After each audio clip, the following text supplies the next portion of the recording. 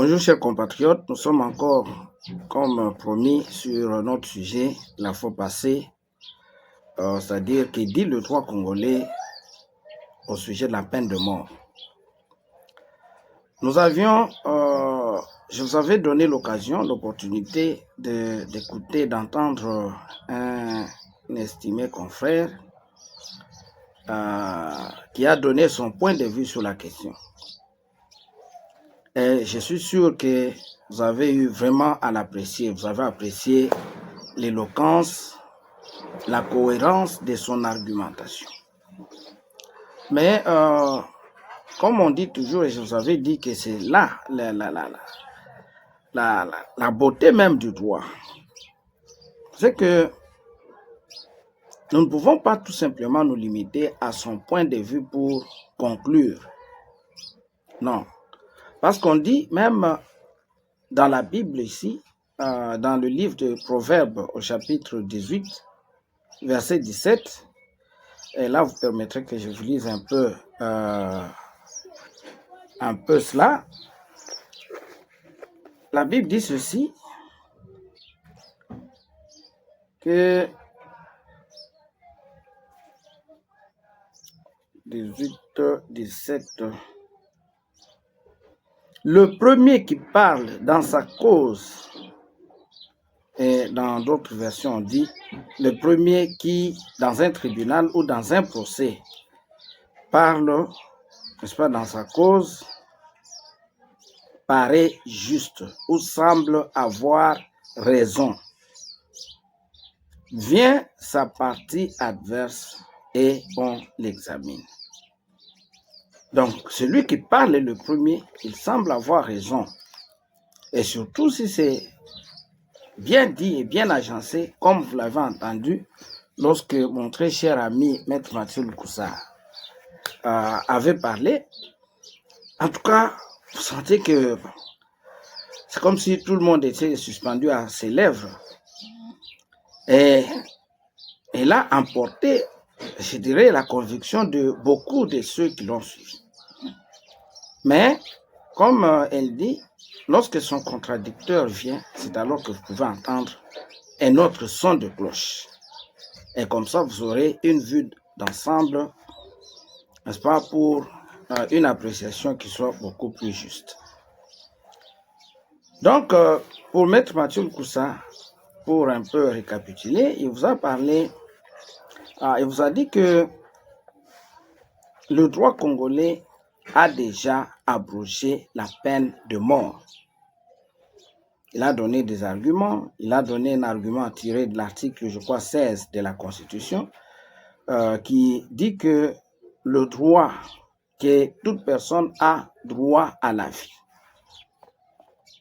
Et qui ne dit pas qu'on peut ôter la vie à une personne comme cela a été prévu dans les constitutions antérieures.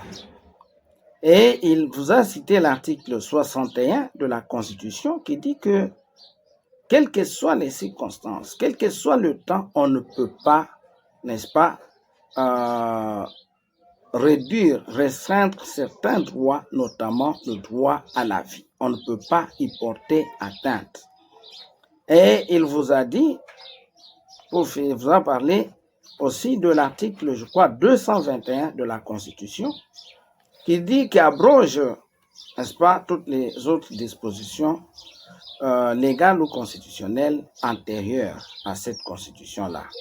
Ce qui fait que les dispositions qui prévoyaient, n'est-ce pas, de la peine capitale, de l'exécuter, que ces dispositions, d'après lui, ont été abolies du fait tout simplement de la Constitution actuelle. Je crois que c'est le point de vue du professeur Nyabirungu, comme je vous l'ai dit, bien que sur certaines choses, parce que d'après le professeur Nyabirungu, il dit que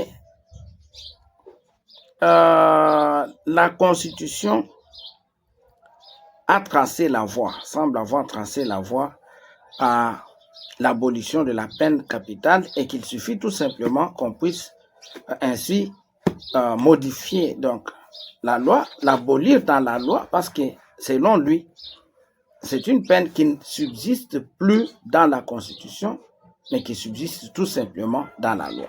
Donc, il suffit tout simplement qu'on abroge la disposition légale, c'est-à-dire l'article 5, ainsi que les autres dispositions particulières du droit pénal spécial ayant,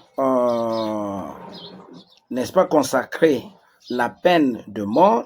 Il suffit donc qu'on abroge tout simplement ces dispositions pour que la peine de mort puisse disparaître. Alors que pour Maître Mathieu Koussa, la Constitution, qui est la loi suprême de l'État, ayant déjà annulé la peine capitale, toute loi ordinaire qui est contraire à cette loi suprême du pays devient donc nulle et donc abrogée en même temps.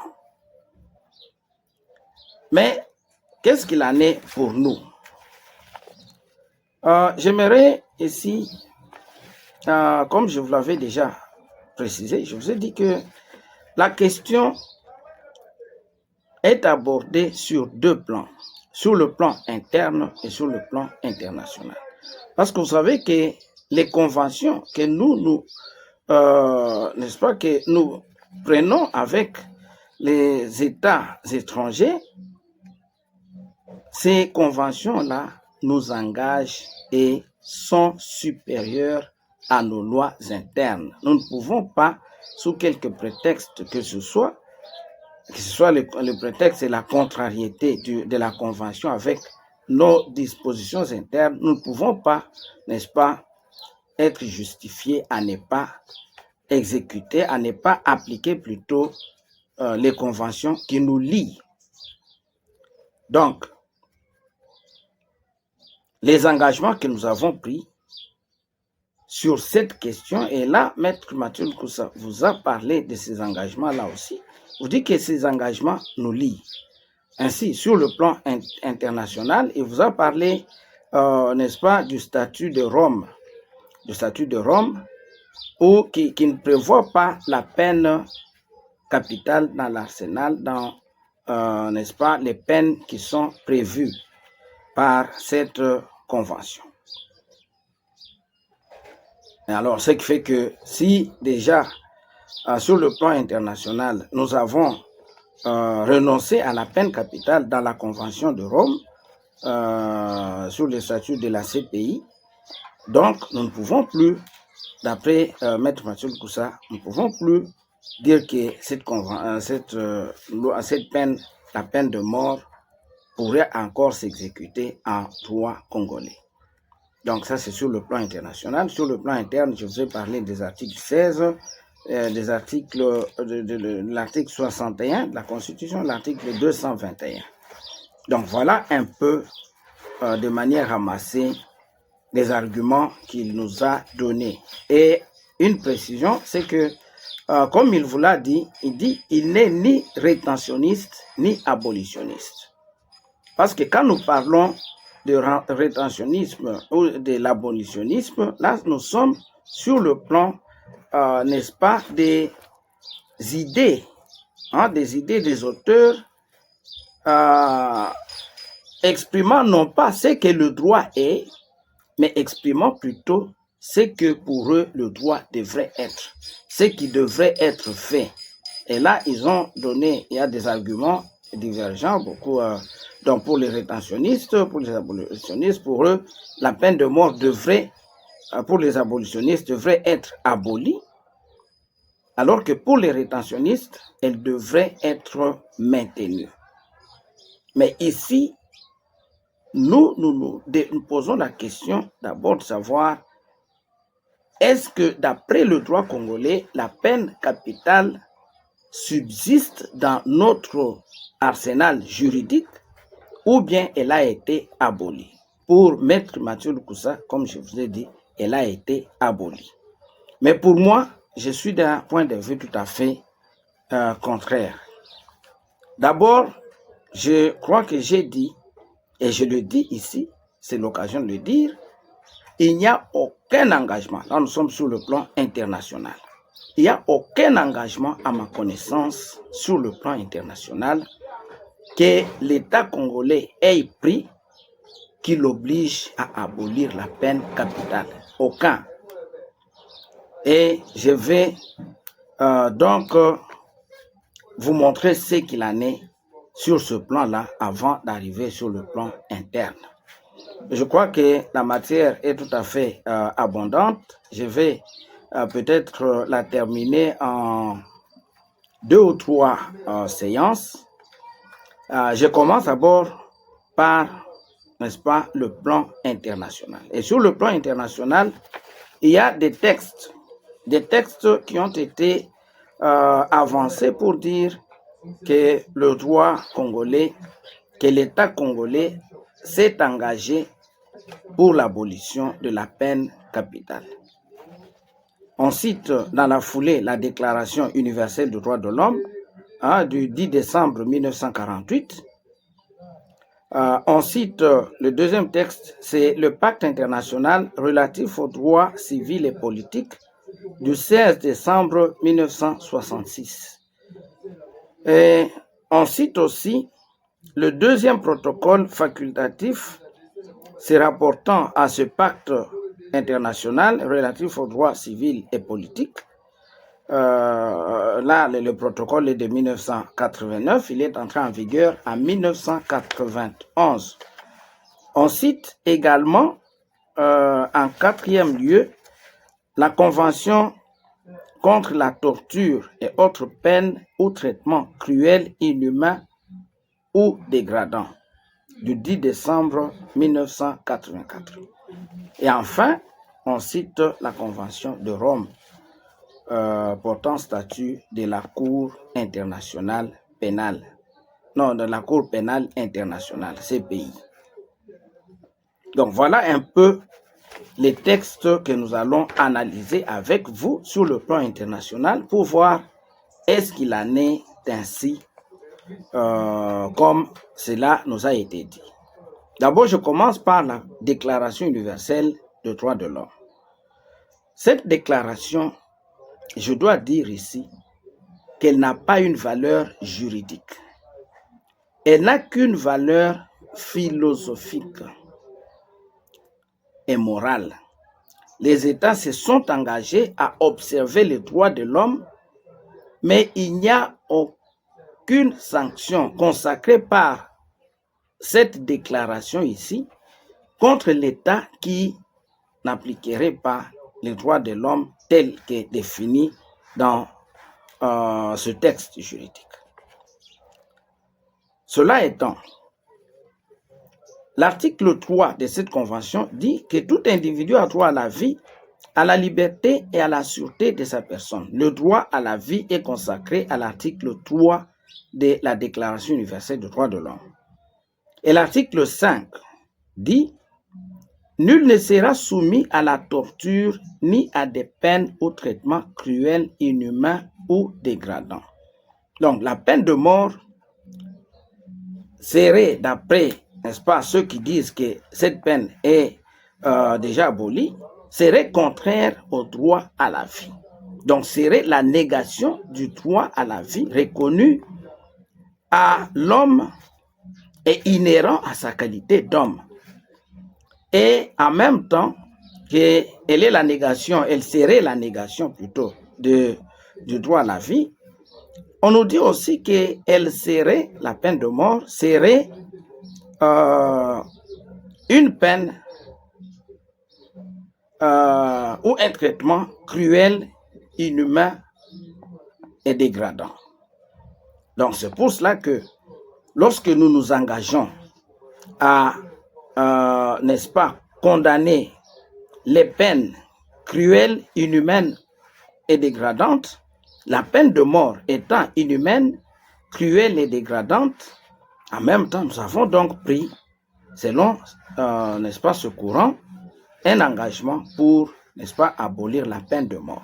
Et comme cet engagement est supérieur à nos lois, serait supérieur à nos lois internes, donc il s'impose cet engagement-là. Voilà le premier argument. Mais comme je vous ai dit, cette déclaration n'a qu'une valeur philosophique. Donc c'est pourquoi je ne perdrai pas mon temps sur ça, parce qu'il n'y a aucune sanction prévue par, n'est-ce pas, cette déclaration. Mais je vais parler d'autres textes qui vont aussi, n'est-ce pas, expliciter le vrai sens de ces deux dispositions-là de la Déclaration universelle des droits de l'homme. Je prends le pacte international relatif aux droits civils et politiques du 16 décembre 1966.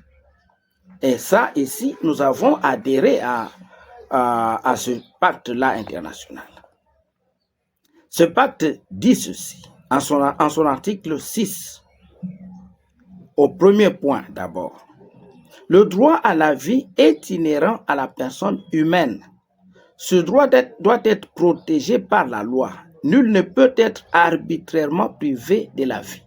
Ici déjà, vous comprenez qu'on dit qu'on ne peut pas être arbitrairement privé de la vie.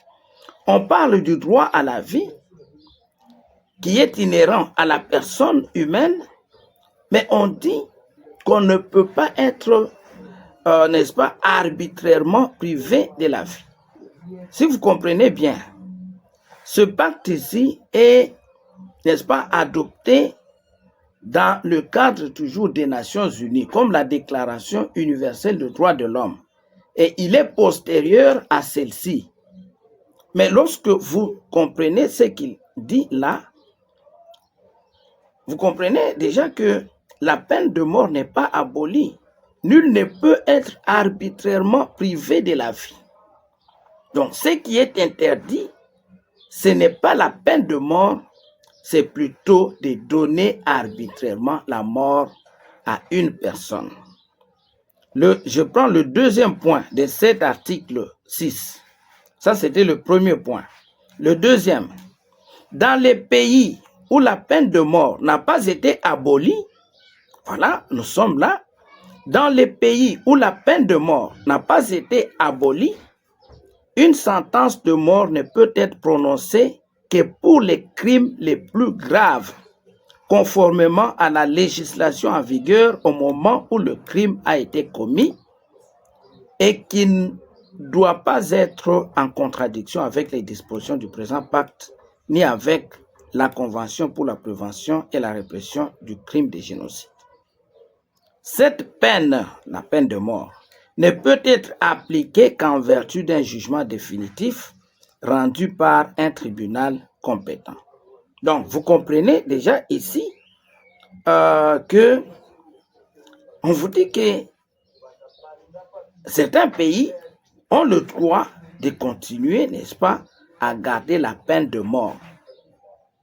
Donc, c'est pour autant dire que le droit à la vie dont parle le premier point de l'article 6 n'implique pas l'abolition par lui-même de la peine capitale. Je crois que c'est tout à fait clair. Parce que pour ces pays qui continuent encore à garder la peine de mort, où elle n'a pas été abolie, une sentence ne peut être prononcée, une sentence de mort ne peut être prononcée que pour les crimes les plus graves. Et pour l'exécuter, pour l'appliquer, il faut que ce soit en vertu d'un jugement définitif rendu par un tribunal compétent. Donc, vous voyez, ici on a dit on ne peut pas priver une personne arbitrairement de sa vie. Et ici, en descendant au deuxième point, on vous dit, là on a dit qu'on ne peut pas être privé arbitrairement de la vie. Mais ici, au deuxième point, on vous dit qu'on peut appliquer la peine de mort, mais ce doit être pour des faits graves, pour des infractions graves. Et cette peine ne peut être exécutée qu'en vertu d'un jugement définitif prononcé par une juridiction compétente. Donc, on reconnaît le monopole de l'État, n'est-ce pas, à donner la mort. Donc la sanction, en tant que sanction légitime. Je réserve les points 4, 5 et 6 de cette disposition de l'article 6, parce que je vais y revenir lors des autres émissions. Je prends l'article 7. Nous sommes toujours au pacte international relatif aux droits civils et politiques. L'article 7, nul ne sera soumis à la torture ni à des peines ou traitements cruels, inhumains ou dégradants. Je vais m'arrêter par là pour ce texte. Ce texte, n'est-ce pas, interdit de porter atteinte au droit à la vie, mais il apporte tout de suite, comme je l'ai dit, une exception concernant les pays qui gardent encore la peine capitale. Mais il y a un deuxième aspect, celui dont on nous a toujours parlé, que la peine de mort serait un traitement cruel ou une peine cruelle, inhumaine et dégradante.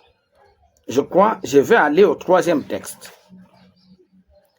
Là, c'est le protocole facultatif se rapportant au pacte international relatif aux droits civils et politiques.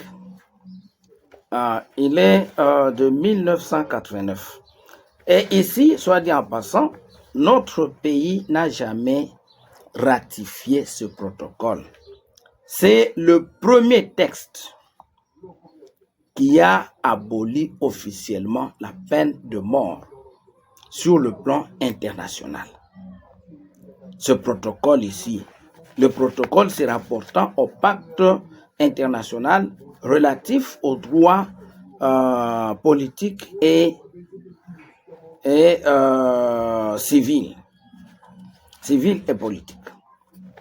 Déjà, je vous dis que notre pays n'a pas, n'est-ce pas, adhéré. Mais examinons-le quand même pour voir qu'est-ce qui est prévu sur le plan même international. Ici, je prends le premier article, l'article 1er. Point 1. Aucune personne relevant de la juridiction d'un État parti au présent protocole ne sera exécutée. Donc là, il y a l'interdiction de l'exécution de la peine de mort. Mais déjà, ce n'est pas un engagement pour notre pays parce que notre pays n'a jamais adhéré à ce protocole. Mais, pour l'examiner, il dit on ne peut pas exécuter la peine de mort. Le deuxième point, chaque État parti prendra toutes les mesures voulues pour abolir la peine de mort dans le ressort de sa juridiction. Donc, ce texte n'abolit pas par lui-même la peine de mort, mais il oblige les États partis, n'est-ce pas, à cette convention, à ce protocole, n'est-ce pas, à prendre des mesures pour abolir. Donc, c'est-à-dire des mesures internes, ça doit être la loi, une loi abrogeant notre code pénal et nos autres lois qui prévoient la peine de mort. Donc, si nous avions adhéré à ça, nous serions sous cette obligation. Mais là, je crois que je serai obligé de me limiter là parce que je ne veux pas trop vous donner. Mais je vais quand même, je crois que on doit se limiter là. Comme ça, quand on sera beaucoup plus frais, nous allons revenir un peu sur ce protocole ici, parce que c'est le texte le plus important en matière d'abolition de la peine capitale. Pour voir réellement, même si nous avions adhéré à ce protocole, quelle marge de manœuvre aurions-nous pour ou non continuer à exécuter la peine capitale. Donc, nous allons nous limiter là. À la prochaine, et ce sera, je crois, très prochainement, je vais donc vous apporter le reste.